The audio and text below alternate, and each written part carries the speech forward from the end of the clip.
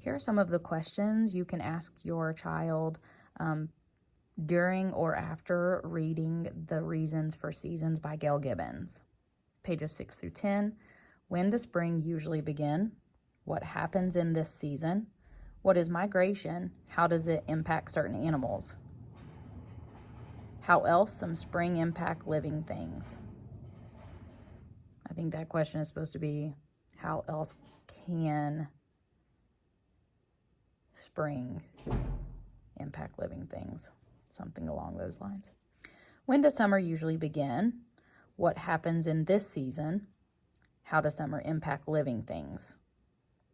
That's for pages 11 through 14. And then 15 through 19, when does autumn usually begin? What happens in this season? What is the impact of autumn on different living things?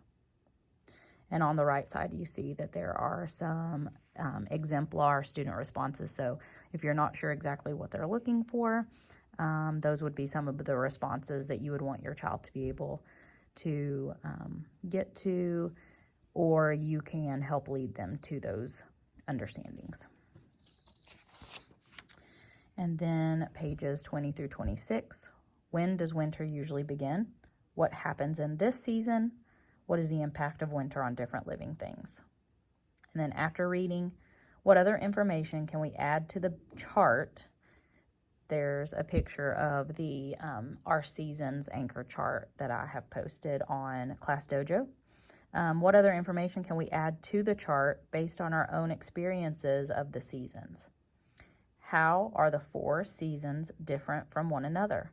Which seasons are similar and why? What patterns can we observe in the seasons? So also some exemplar responses on the right side. So you can always pause this and ask those and check those out, or screenshot these. And the last thing would be the task. So your task number 7 is asking your child to pretend that your family has a new neighbor that has moved here from the North Pole. At the North Pole, their seasons are a little different because of their location on Earth. They want to know what patterns they can expect to see in the 4 seasons. Write to tell them what patterns they will observe in each of the 4 seasons. Their writing should include their topic, supply some facts about what happens in each season, and how the 4 seasons are different from one another. They need to use vocabulary from this unit and provide some sense of closure. So for parents, your use only, and students can hear this example just to get an idea of what we're looking for in their response. An exemplar response for this task would be writing a letter and saying, "Dear neighbor, there are 4 seasons. Each season is different, but there are patterns of daylight in each of them. In spring, there starts to be more daylight and it's warmer. Summer is the hottest season with the most daylight. In summer, Earth is tilted the closest to the sun.